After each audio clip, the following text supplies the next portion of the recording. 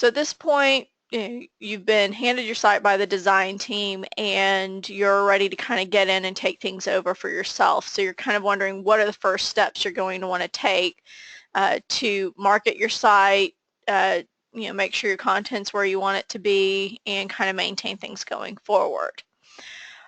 The first thing you'll do to sign in, and this is whether you're agent or mortgage, it's going to be whatever is your domain name / inbound marketing.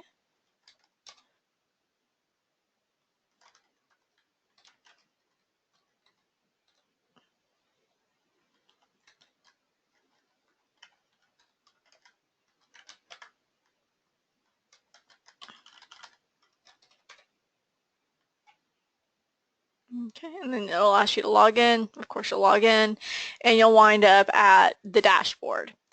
The first thing that you're going to want to do, mortgage guys, is go in to configure your loan application. So we're going to go into our loan app settings here, and it's going to just drop you right where you need to be in the back end. You have the choice of enabling the full application, which kind of lists all the questions you'll see here for this tab, or you can do just the quick application. Now I know there are some implications with the new TRID regulations where you may want to even go a third route, which is to create a custom lead capture form that only asks the questions that you want to ask in order to get the pre-qualification to be able to do that loan estimate that you need to do, versus this, or you can configure one of these two to do that. It's entirely up to you. You can do 1, 2, or all 3 options. So real brief overview for this. Obviously if you uncheck, it's going to hide those options so you're not having to look at them. If you're just doing the but either way, for these you can choose to display it. So if you don't want the middle name to show, because again, you want to have enough fields that somebody's going to fill out and give you enough information that you're going to be able to do to get that loan estimate done. But at the same time, people aren't going to fill out everything. So usually as short as you can make it, the better.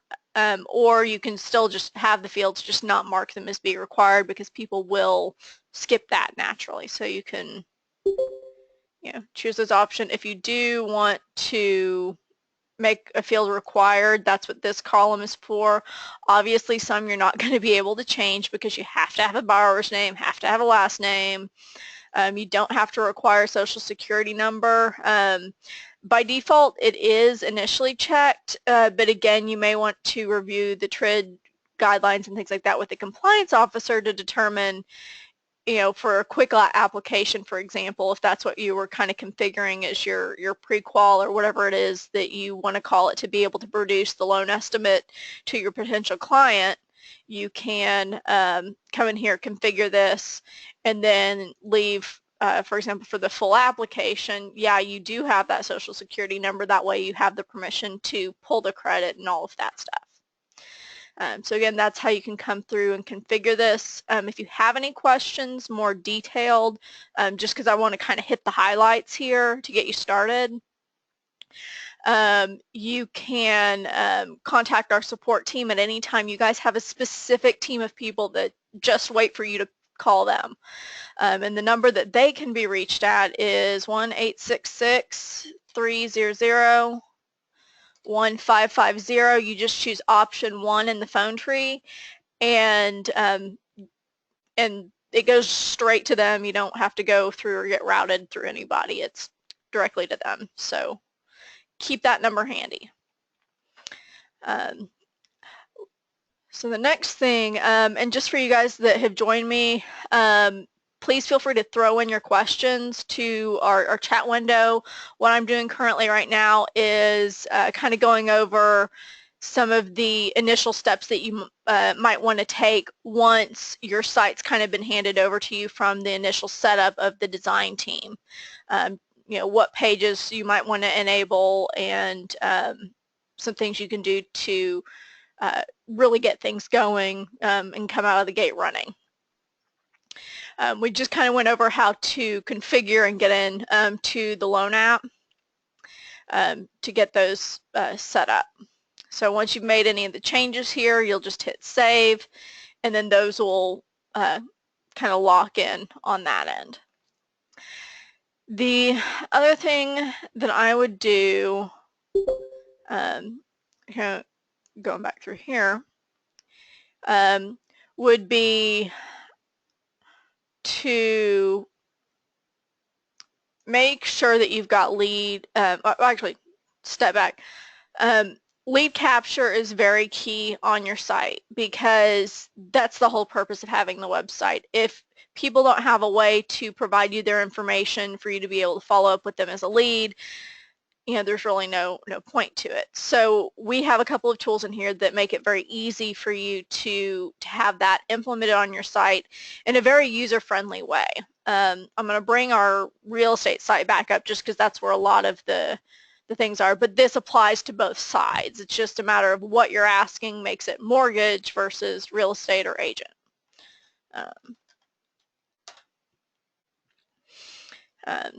So on our sites, you'll notice that we've all gone to sites where we've had the pop-up that comes up right in the middle of us trying to read an article, or even, in my opinion, worse, as soon as you get to the site, it's a, hey, give me your information, and I'm going to be reaching for that back button because you haven't proven your value to me in order for me to trust you enough to give you my name and email. Versus the way this is set up here for lead capture, and again, this applies to both sides, agents, mortgage, brokers, whoever in general. You've provided information that is useful and relevant to what somebody's looking for, and then you just have this short little form that's hanging out at the bottom of the page ready to be filled out. This one's actually a custom one. You do have ones that are built into the platform, so we're going to take a look at that. I'm going to go back to the mortgage dashboard. Agents, it's the same place for you. You'll do whatever your domain name is, /inbound marketing, and that will take you to the dashboard. From here, which is where you'll land, you're going to click on capture, and you're going to go to the website lead form. And it's going to initially take you there, but this is where you can see what lead capture forms you have enabled on your pages. During the setup, we do initially kind of put these on all of the provided pages. What actually works a lot better, since a lot of them, I mean, we have some that are targeted like a looking to buy, basic pre-approval, and let's get our form manager. That's going to shed a little bit more light. So for mortgage, you have all of these stock forms that you can use. They're okay. It at least gets something on your site. Where you're going to see a much better return for just a little bit of effort to create a new one is to create your own custom ones. And the reason you want to do that is, let's say you've got a page on your site about FHA financing. Well, if you create if you have just the generic, let's see, get a new loan quote, or got a question, or basic pre-approval lead capture form on there, somebody may or may not fill that out, versus if you have one that ties into the information that's on the page, like, want to know more about FHA financing, or do you think FHA financing is right for you, or something like that, you can go in and create a form that's centered around that. I am actually going to do it through here since I already have something a little bit similar for this, but it's the same concept. I'm just kind of flipping back and forth because I think I've got a mixed audience now.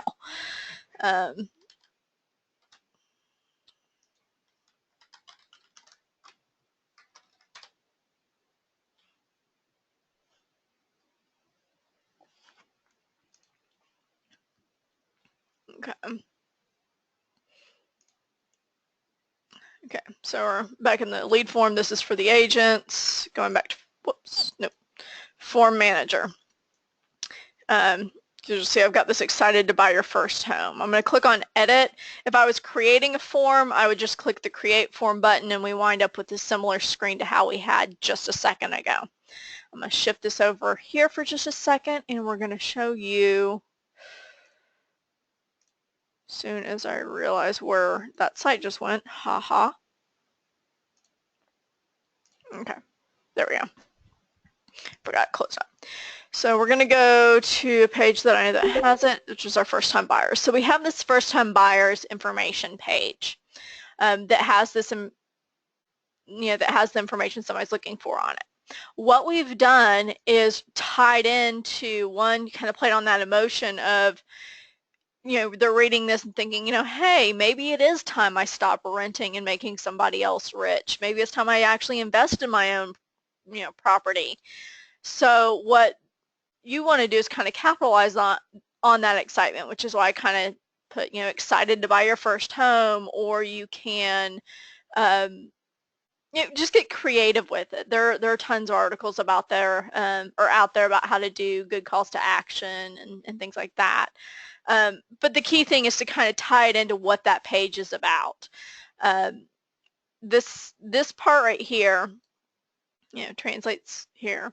The description is something that I do recommend you fill out. It is an optional piece, but what it's really good for is setting that expectation of what the person that fills out this form is going to have happen. So in this case, it would be, fill out the short form to contact me for a no obligation consult about starting the home buying process. That could work for agent, that could work for mortgage, because one, it removes a couple of barriers from people that might be new to the process, where people think that if I contact a mortgage agent, of course they're going to pull all my credit and all of this is going to happen, or I'm stuck with this agent because they're the first ones I contacted, whether or not I'm not really sure that they're really understanding what I need, or they're not listening to me. I've had that happen with an agent. They weren't really listening to me. I was a first-time home buyer.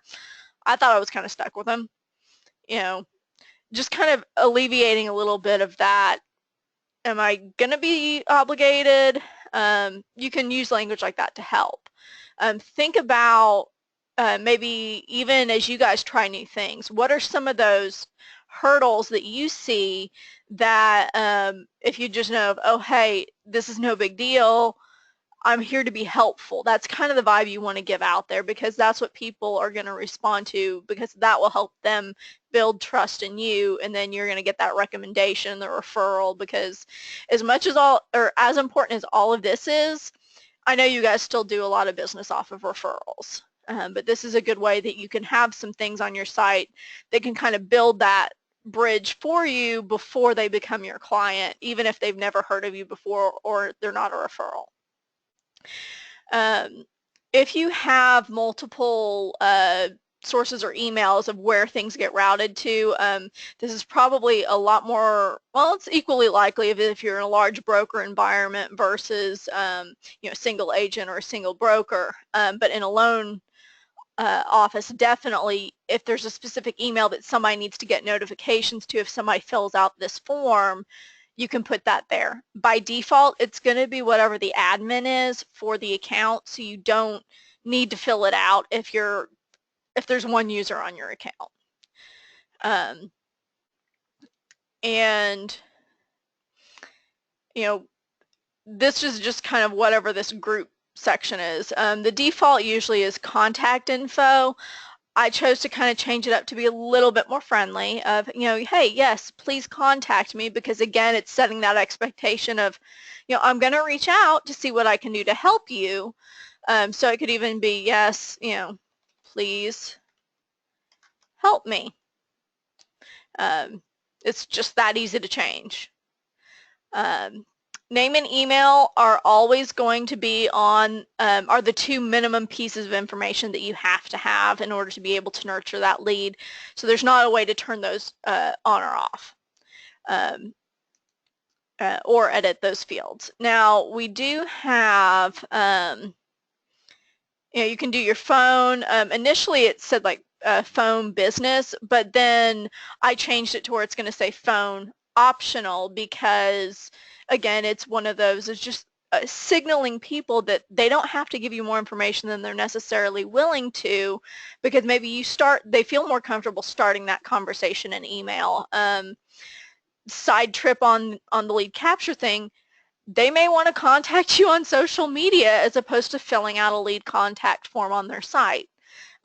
A lot of people are doing that these days because they don't have to give up as much information, yet they can still start forming that connection with somebody with very little exposure to their own personal space, if that makes sense.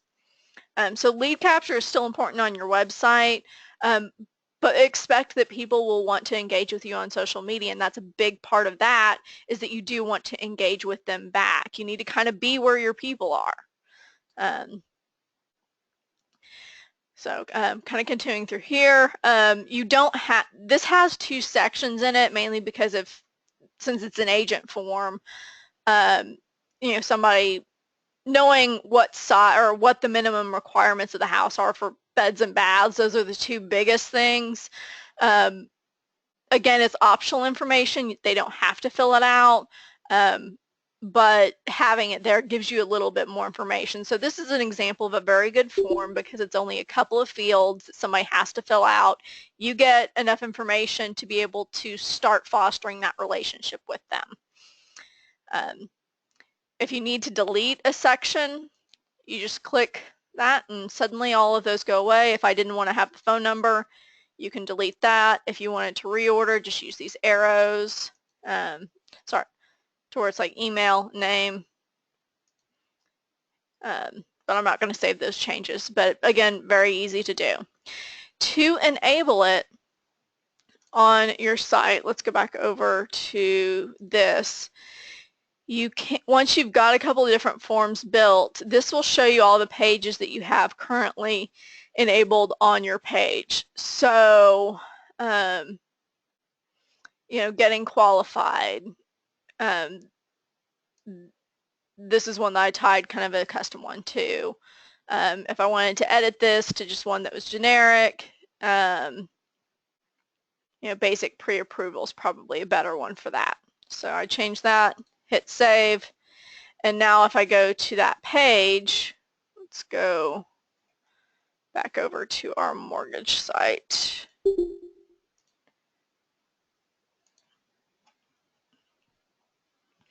And then if I go to, if I remember which page that was on, that would help. Okay, getting qualified. There we go. So we go to that page. I've got the information there, and here you've got our basic pre-approval. This is where I was kind of talking about. I was like, we do have some in there. This might be a little much that somebody wants to fill out, so it may be worth it to go in and create one that's going to fit with your clients a little bit better, or direct them to fill out the quick application. Or if you're just needing a name and an email and maybe how what's the amount that they're seeking and all of that, you can do that too. So far, kind of initial setup, loan side of things, I would configure your loan application, and then, and I will be posting this video to YouTube, so if you are tuning in just a little bit later and you're a loan officer and you need to know how to do your loan application, that'll be there. So loan application, how to set up a custom lead capture form for your site and your pages. The next thing you're probably going to want to do is know how to edit your pages, and this is going to be the same for both agent and mortgage. And again, if I do have any agents out there that might have some questions, you guys can feel free to ask them, because a lot of the back-end stuff does correlate between agent and mortgage. So it's just a matter of what type of information you're presenting. Okay, so back to that.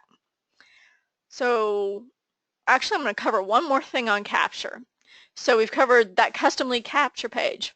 The next thing we're going to do is set you up with an ebook landing page, because I kind of touched on it a little bit before, where I want you to have given me something valuable before I'm willing to give you my information.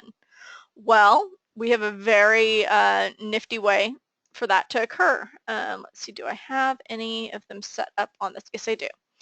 So we've got this, let's go to when to refinance. Sorry, that was not an ebook. We'll do closing costs ebook.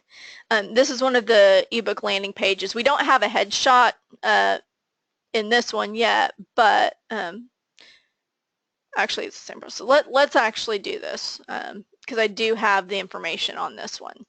So we've got our ebooks and resources.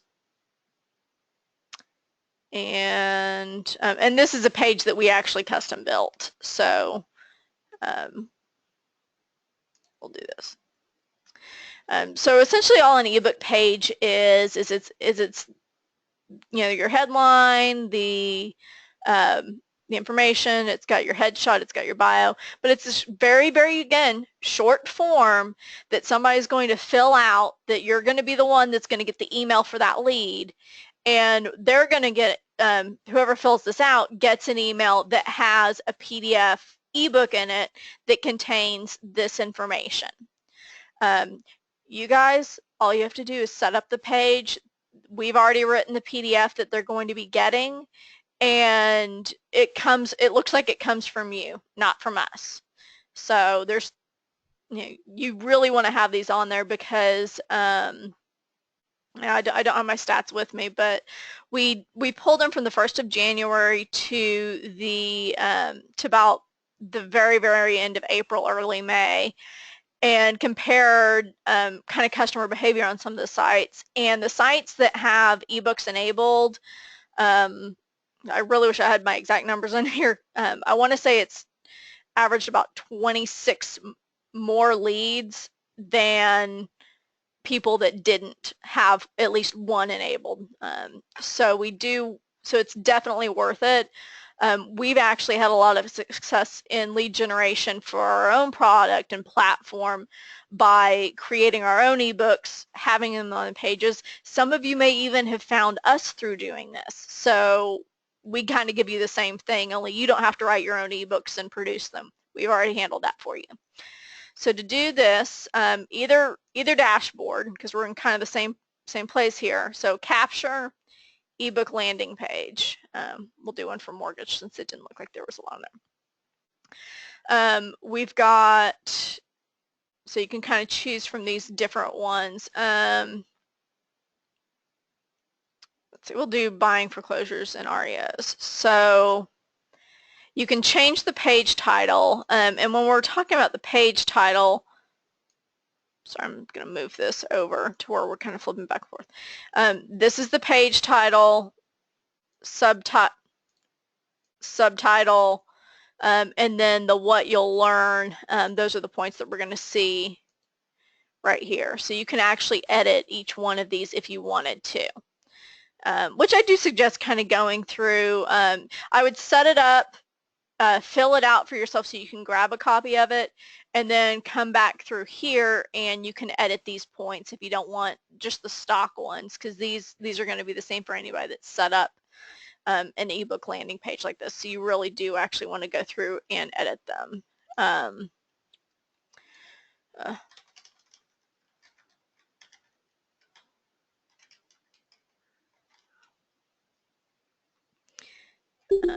So you can also change the title or anything like that.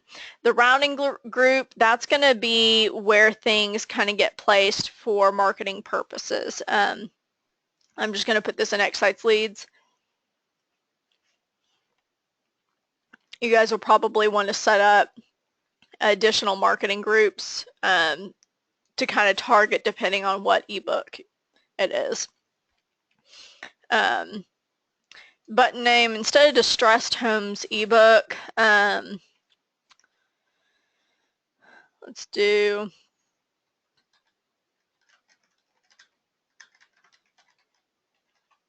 buying foreclosures.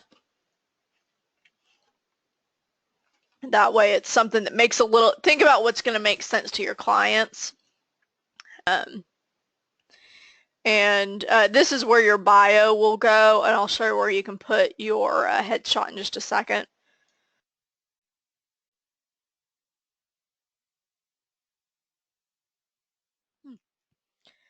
Okay.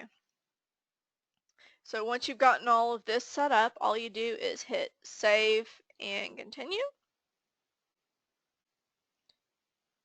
And then you can also hit save and close.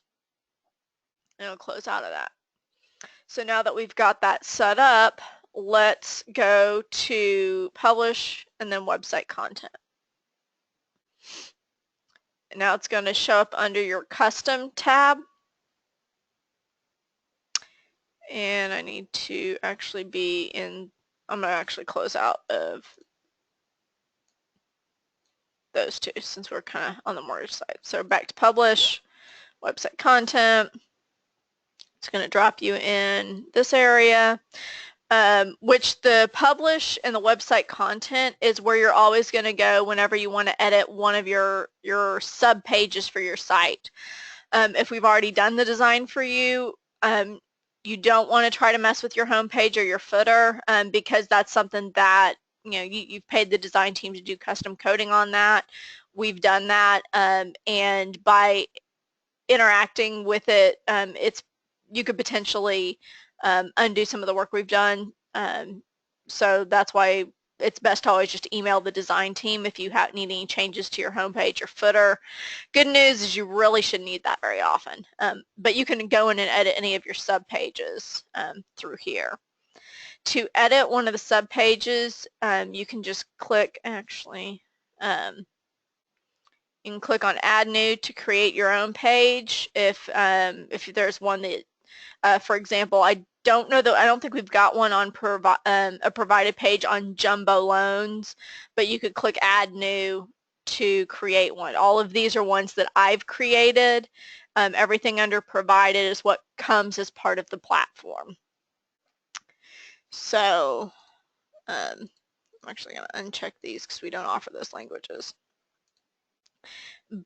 But to turn on the book that we just created, check this box here. Checking these boxes enables or disables them from your overall site navigation.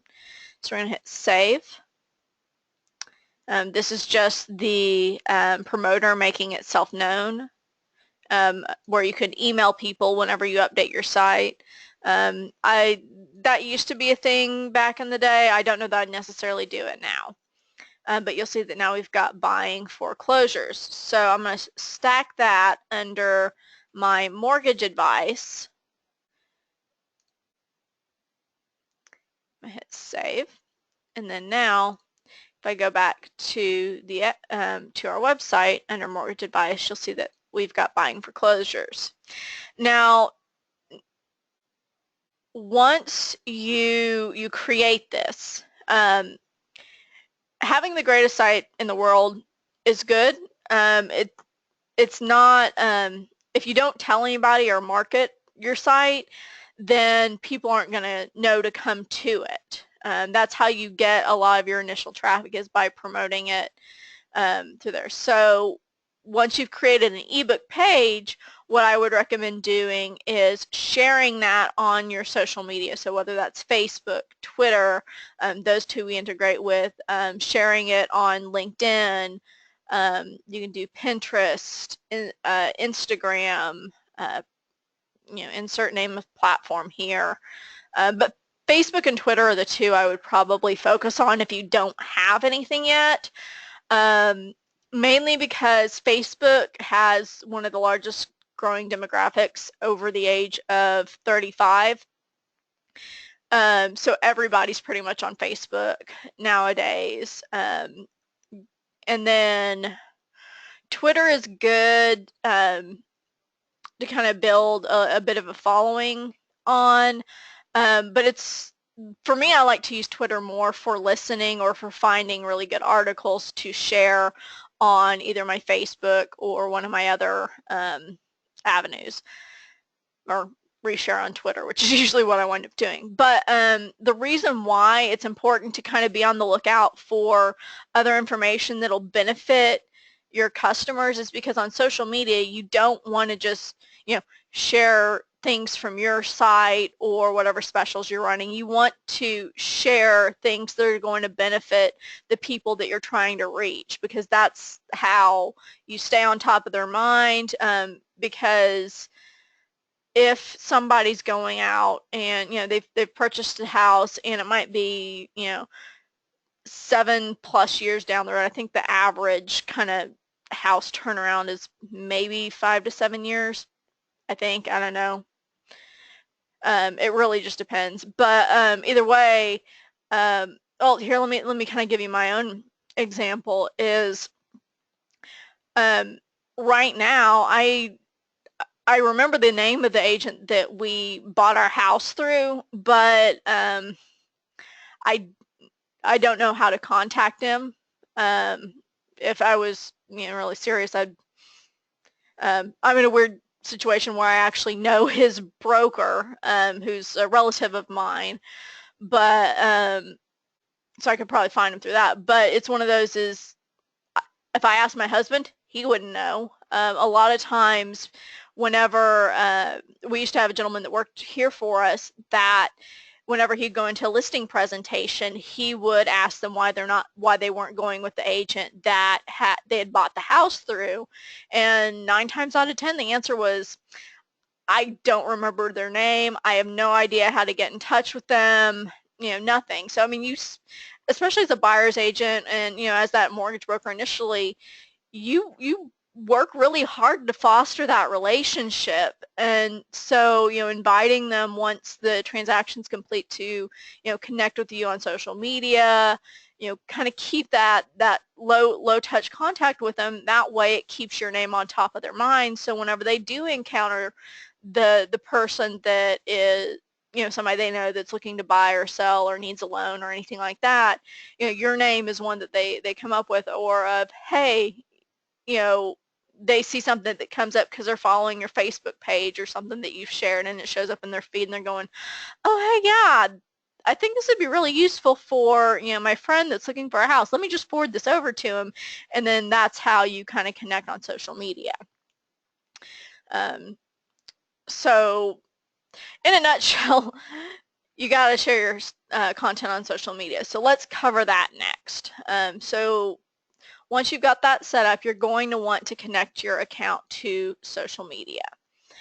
From the dashboard, and this is for both agent and mortgage, you go to social media profiles. It will let you know if something's missing or there. Let me connect. It's going to, it's probably because I'm already signed to Facebook and I've done this a couple of times back and forth. One, you guys are not going to have nearly the amount of pages that I do. But you'll notice that I'm turning these off. So if you have multiple pages that, if you're like me and maybe you do manage a page or something for a hobby or a group, you can only ensure that you're posting to what you want it to show up as. But initially when it asks you for your Facebook, it'll ask for permission for your profile. You want to say yes to that, and then it will ask you for permission for your pages, and you do want to say yes to that as well.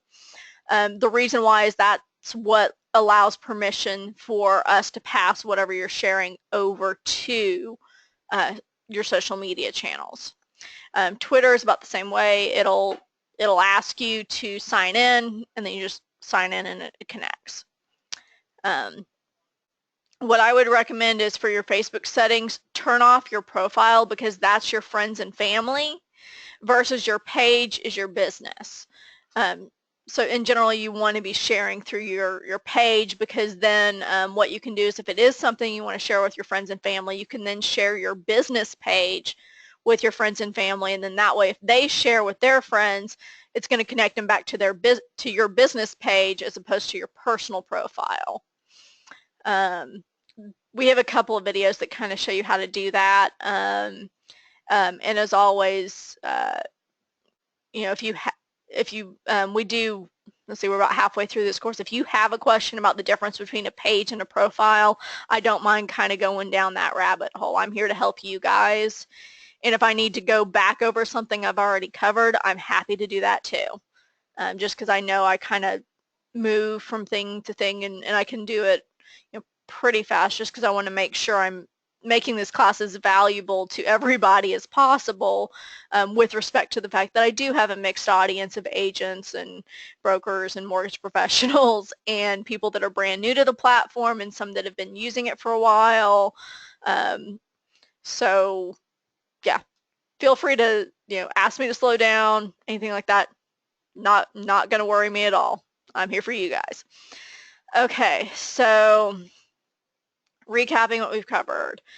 How to configure your loan application, set up lead capture, set up an ebook landing page so you can start getting some of those leads through that, because that's a really good lead generation source, and that gives you something to share on social media.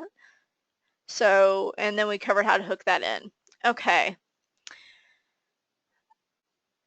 Real quick, if there are any questions, go ahead. I want to pause real quick, type them in the chat window, and then the next thing I'm going to cover, I'm trying to think of something that's good to kind of get started with too, if you're brand new. All right, well, okay, I'm going to cover how to edit a content page. So we've got our website content that comes with the platform. And there's a couple of different things. Let me close out these extra windows before I get too far down this.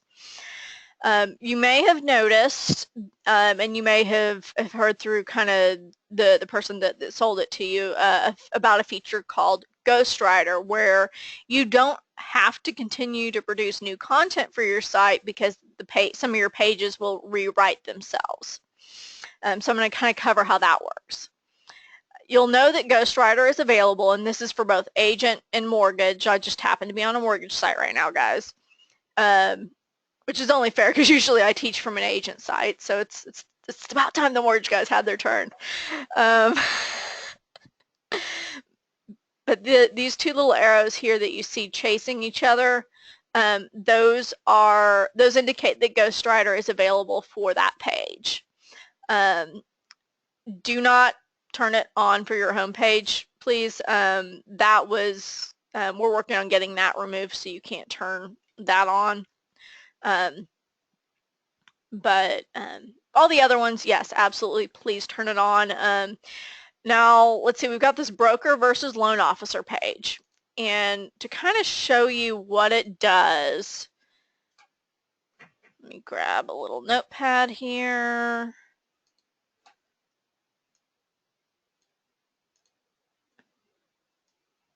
Provided I can find out where the sticky note went. Hang on. I told it to create a sticky note and it hit everything. Okay.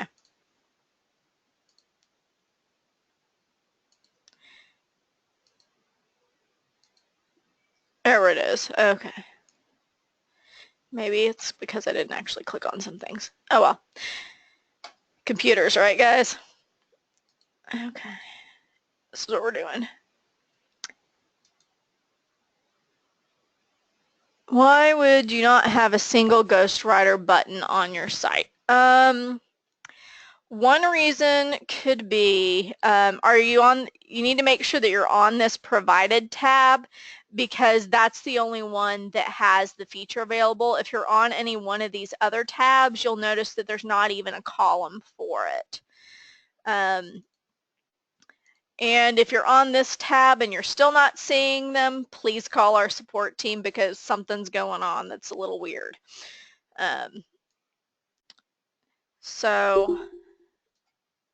Okay, you are on the provider tab. Yeah, then I would call our support team. Let me get that number for you. And they'll need to kind of get with you to figure out what's going on with your individual site, because you definitely should see those. Done. Okay, so with the, let's see, I'm gonna grab this first sentence right here. We're gonna stick it there to hang out, and I'm gonna tell it to rewrite this page. So it's going to rewrite it, and you'll notice that one, the picture changed, so it's got a different picture, and then if I go here, you'll notice that that first sentence has changed, and it does that through the entire page and paragraph and even within the sentence and all of that.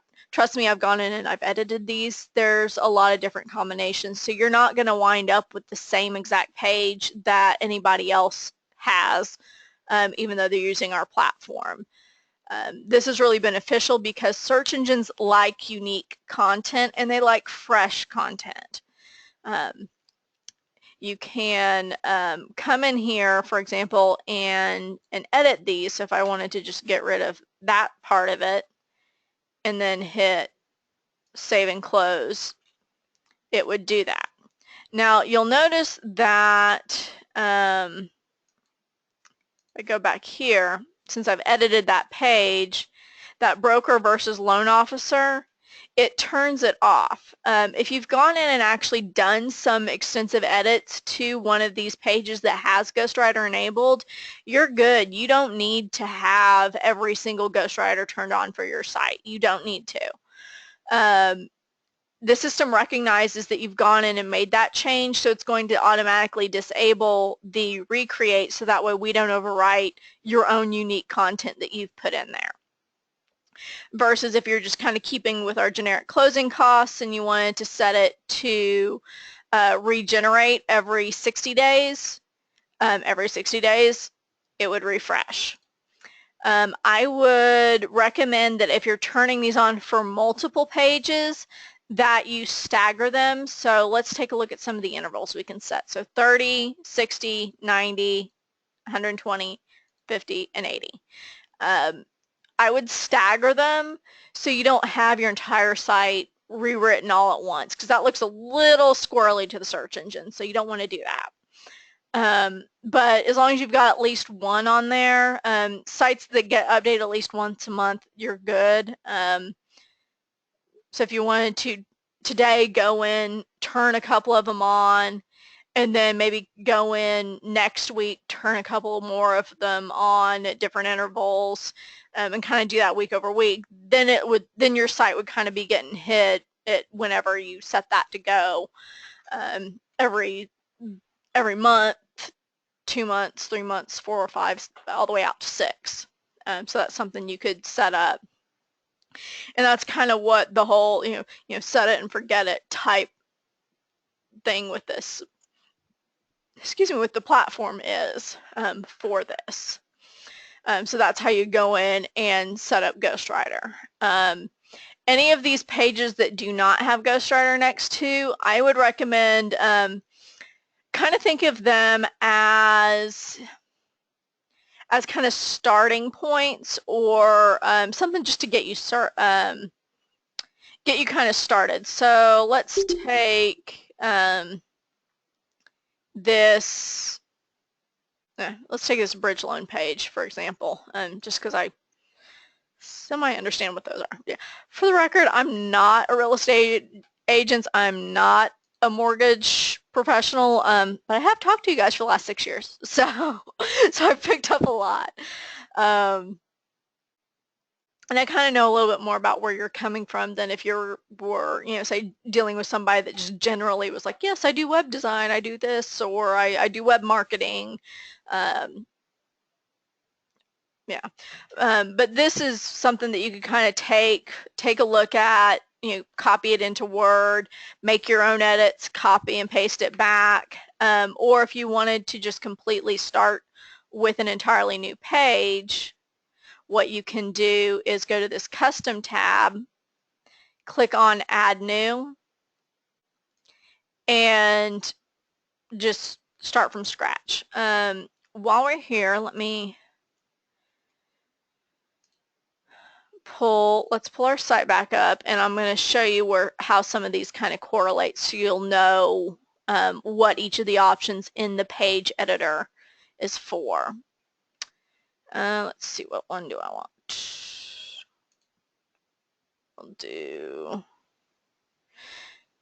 We will do USDA. I don't know what that page looks like. Okay, so that's just a placeholder page. Not a good example.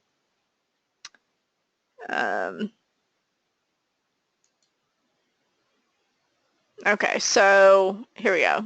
Jumbo financing. It's one that we've kind of started. So let's go to the jumbo page. All right, so the first thing you guys will see once I get things side by side for you is you'll see initially it'll ask you for a button name, and this is just something to show up. Ideally you'll have more content. This layout's a little actually this is one of the layouts we've replaced, so you shouldn't have that problem with that, but it will it's what shows up here as the button name. So if we were editing the refinancing options page, that's what this would say. The jumbo financing option, when it asks for the address, you only need to put in what's going to appear past the slash. Moving further down, you've got your page content. This is where it works just like a word processor. You type it in, you can format it. A note about the formatting on these sites that we've set up, all you ever need to do is use headings or normal text. You don't need to worry about highlighting it to make it a certain color or anything like that, because we have one of the large parts of what the design team does is they do an overall style guide document for your site that tells the code to behave or display a certain way, so everything stays consistent in regards to formatting.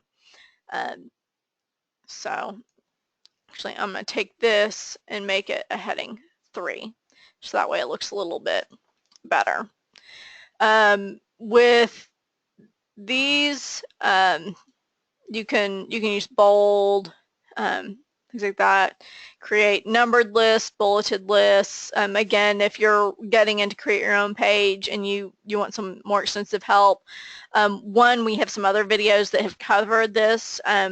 We also have our help.pipeline roi.com site that has a lot of this information already in there as well. But this is where you kind of put in the content. If you want to put in a picture, you can put in pictures, you can put in links. If you've got a YouTube video, you can embed a YouTube video in your subpages. It's very easy to do that. Now here's where we've got our other page options. This is where you could put in a lead capture form. Directly from within the page while you're working on the page. And then dynamic content is just going to let you put in some different options below. So let's put in national rates. You can just click on it. These pull in from Freddie Mac daily, mortgage calculator, and we will do blog. So you can put in however many blog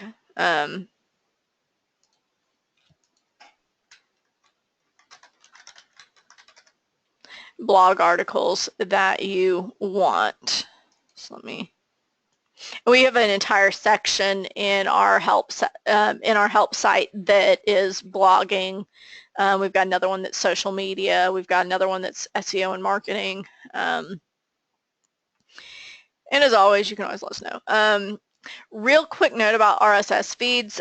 This is something that it's actually better for you to have the feed where you're actually looking at it, because all they really do is curate a bunch of articles that, for people to read or share in a way where they're not having to go directly to the site to know that there's been an update. That's really useful, again, when it comes to getting other articles to share on social media.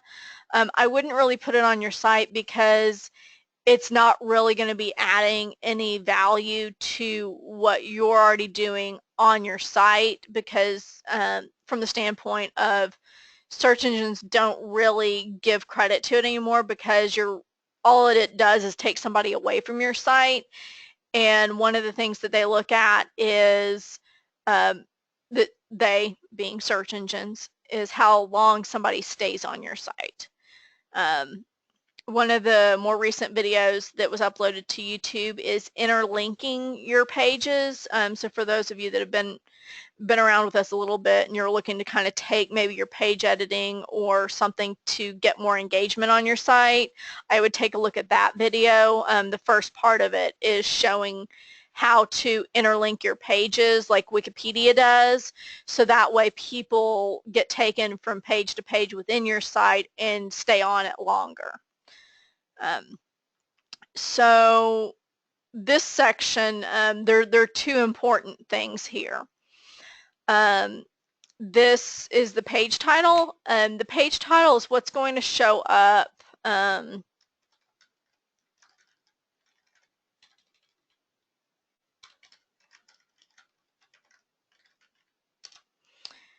if somebody does a Google search. So let me pull up this.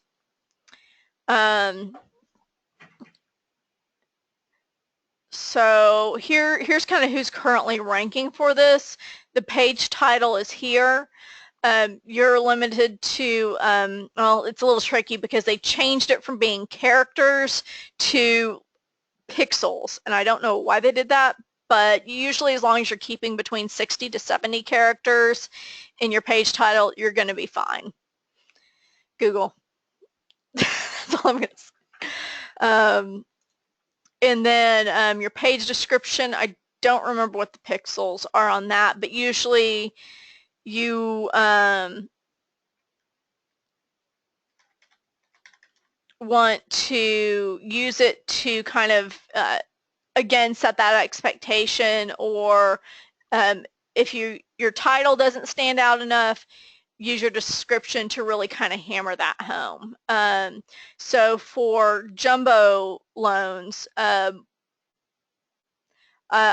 going with kind of a top 4 because a number would stand out in this list. And I'm kind of putting in, specifically what county I'm with as well. So I could even do that. The keywords box here doesn't matter anymore. Google, Bing, and Yahoo haven't used it since 2009, 10, and 11, respectively. Now, where the keywords are important is you want them up here in your content, and you want them there kind of naturally. And I know I've got like 5 minutes left, so I'm going to kind of wrap this up because there was actually kind of a bonus tip on this that I'll give you too.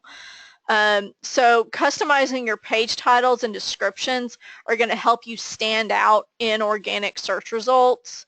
And for those of you that are new to us and haven't had a chance to check out the rest of the videos on our YouTube, we're really big advocates for teaching you how to get your own organic rank as opposed to having to pay for it by paying one of those, quote, SEO companies that essentially run your Google AdWords or Facebook campaigns or things like that. They're not really incentivized to help you do anything within your site's content to gain organic traction because they want you to continue to pay them. Quick little tidbit of information, 75% of users that go to Google click here first.